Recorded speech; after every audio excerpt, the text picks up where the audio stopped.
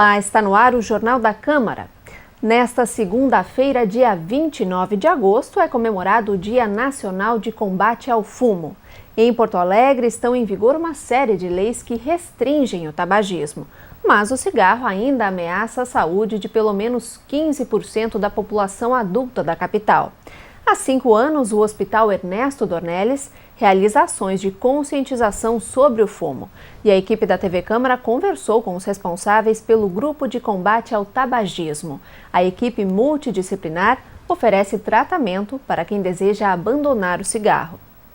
A equipe da TV Câmara foi recebida na sala de reuniões do Hospital Ernesto Dornelles. A pneumologista Juliana Cardoso Fernandes, gestora médica da emergência da instituição, e a fisioterapeuta Clarissa Leães explicaram como funciona o grupo de combate ao tabagismo. A conversa também abordou temas como os malefícios do cigarro, as dificuldades para largar o vício e o processo de tratamento. É um grupo de apoio para quem está querendo parar de fumar. É um grupo multidisciplinar, a gente faz um trabalho muito interessante, já desenvolvido há 8 anos aqui no Hospital Ernesto Dornelles, e atuam vários profissionais, médicos, fisioterapeutas, assistente social, nutricionista, psicólogos, onde a gente trabalha com o fumante, principalmente as mudanças de rotina e dificuldades que ele pode ter para enfrentar essa mudança de vida que é parar de fumar, porque é uma tarefa muito difícil, que muitas pessoas querem atingir esse objetivo dos fumantes. Isso já é mostrado na literatura, nas estatísticas, que grande parte das pessoas que fumam hoje querem parar, mas elas enfrentam essa grande dificuldade que é abandonar esse vício. Nós entendemos que todos chegam com um objetivo comum, que é atingir um estado futuro de parar de fumar.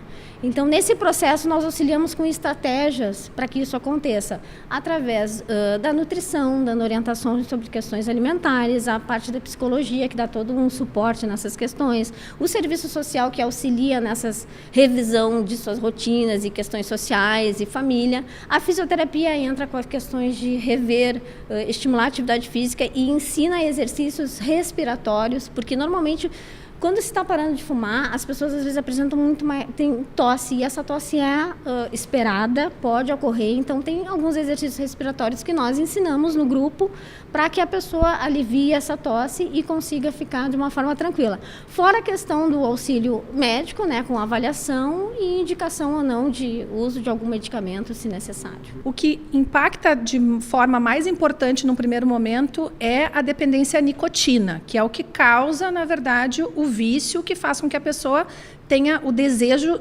incontrolável, muitas vezes, de acender o segundo cigarro depois do primeiro cigarro do dia. E essa dependência da nicotina, ela é uma dependência química muito poderosa, porque o cigarro age no cérebro numa média de tempo de 5 segundos depois da tragada. Então, isso faz com que sejam liberados na corrente sanguínea alguns elementos químicos que dão uma sensação de bem-estar e prazer muito rápido depois de fumar. Então, esse mecanismo de bem-estar e recompensa que o cigarro traz, ele é utilizado pelas pessoas para, muitas vezes, se reconfortar de situações de estresse, de angústia, e aquele desejo de sensação de bem-estar fica recorrente à medida que vão baixando os níveis de nicotina no sangue.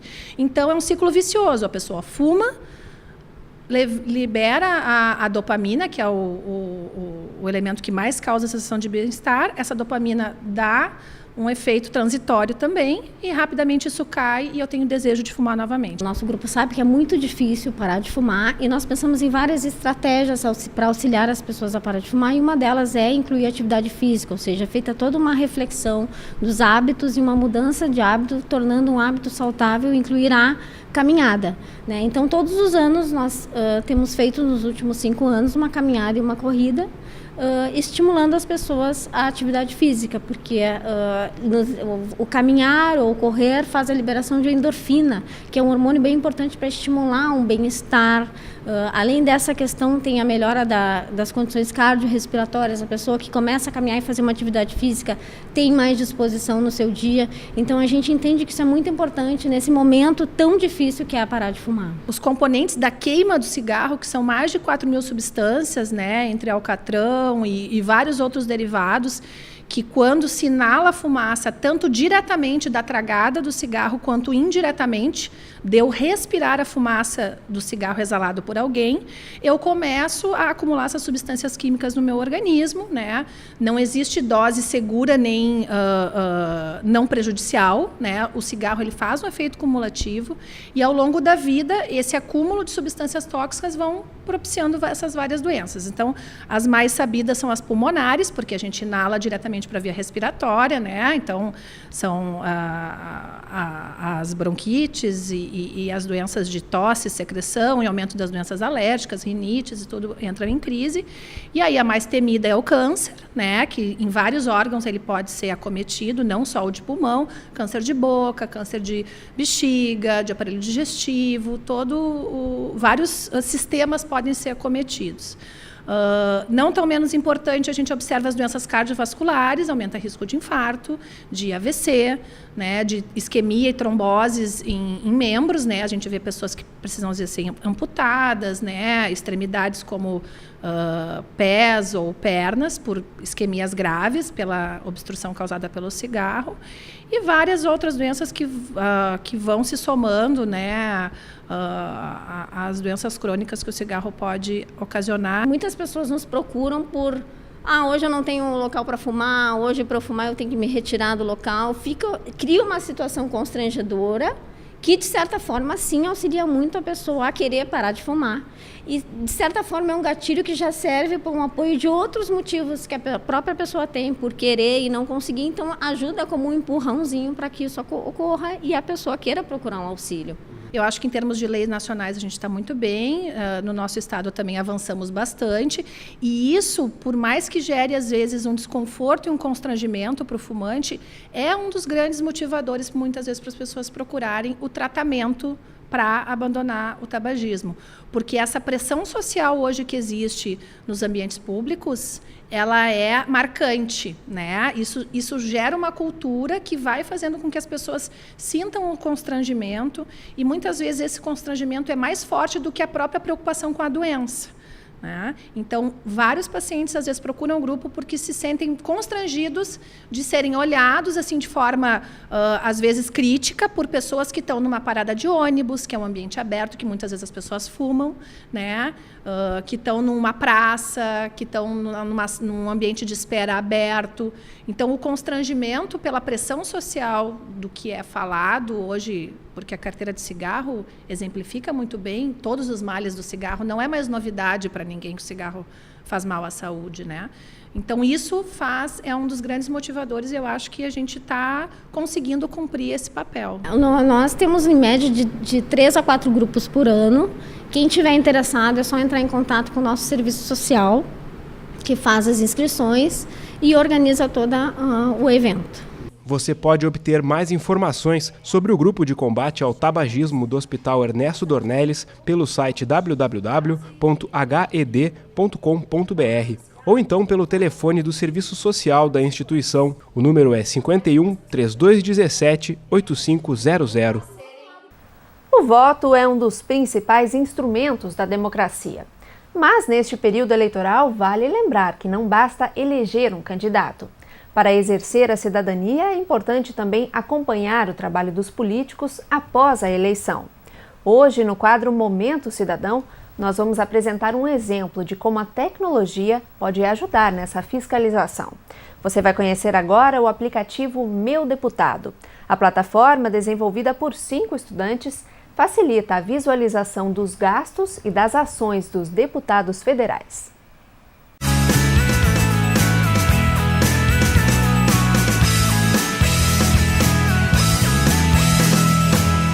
A Lei da Transparência está em vigor desde 2009. O texto alterou a legislação de responsabilidade fiscal com o objetivo de dar mais transparência aos gastos da União, dos estados e dos municípios.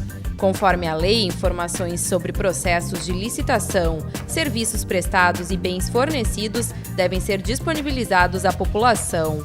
Isso inclui os dados de pessoas físicas ou jurídicas envolvidas nas transações. A Lei da Transparência trouxe muitas possibilidades de consulta. Pensando em facilitar a visualização desses dados, especificamente dos deputados federais, foi criado o aplicativo Meu Deputado. Lançado em dezembro do ano passado, a plataforma já conta com 15 mil usuários. A iniciativa foi desenvolvida por estudantes do Programa de Capacitação em Tecnologias IOS, oferecido pela PUC do Rio Grande do Sul. A tarefa dos jovens era desenvolver um aplicativo relacionado a um desafio da sociedade brasileira. O tema escolhido pelo grupo foi a política. Nós começamos a pensar, a estudar qual que era o problema que nós temos hoje em dia, né? E um deles foi a política. A gente vota e se desprende, não acompanha mais o político que a gente votou. Como o escopo era muito grande, abranger a política tem vários poderes, várias esferas do poder.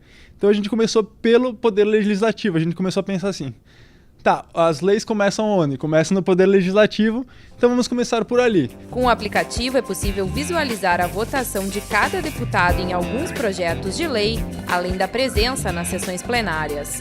O usuário também pode fazer um comparativo entre diferentes deputados. Porque a gente não tem esse costume de se aproximar tanto com a política, né, a maioria das pessoas.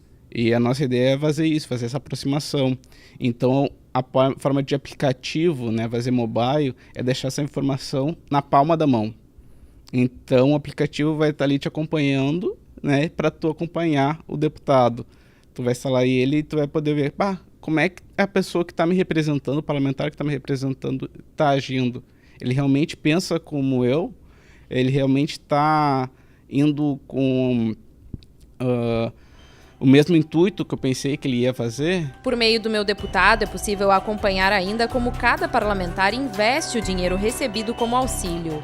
A cota parlamentar consiste em um valor mensal destinado a custear os gastos dos deputados, exclusivamente vinculados ao exercício da atividade. Conforme a legislação, o recurso pode ser usado, por exemplo, para gastos com passagens aéreas, combustível, divulgação, telefonia, manutenção de escritório e hospedagem.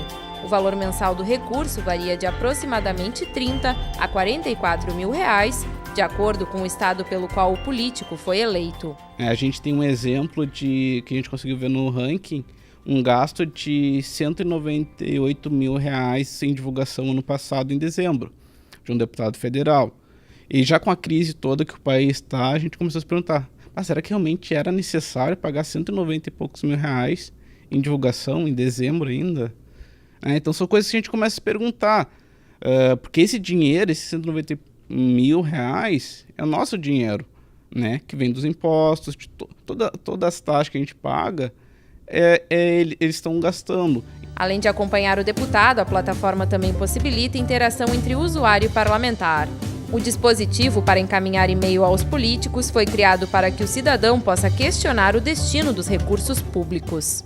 Então, você viu um gasto que você não concorda, porque você vota no deputado, você espera que ele haja de uma certa forma, certo? E se às vezes ele não está compatível com o que você está pensando, o que você esperava dele, você tem todo o direito de perguntar e questionar ele, porque você que colocou ele lá, certo? Então, você pode mandar um e-mail e questionar o gasto ou mesmo uma atitude que ele teve, as presenças que ele teve naquele determinado mês, isso pode ser questionado. Para baixar e utilizar o aplicativo não há custo. Por enquanto, o app só está disponível para aparelhos com sistema operacional iOS. Com o objetivo de disponibilizar a ferramenta também para o sistema Android, os estudantes criaram uma campanha de financiamento coletivo no Catarse. Estamos iniciando o desenvolvimento, mas como nós somos estudantes, somos em 5, eu, o Cláudio, o Felipe, o Anderson e o Kevin, nós estamos buscando recursos para poder lançar ele para Android, porque o ano passado a gente lançou ele para iOS. Só que como a gente estava num curso, nesse curso a gente estava sendo patrocinado, digamos assim, para lançar. Agora nós estamos por conta e estamos nos horários livres desenvolvendo isso. Nós sabemos que é um pequeno passo, né? Nós não somos especializados em ciências políticas nem nada, nós somos especialistas em informática, né? E como isso, nós corremos atrás de tipos dessas informações. Foi meio difícil, mas a gente acredita que se cada um fizer um pequeno passo, dar o seu primeiro início, todo mundo junto dá uma boa diferença.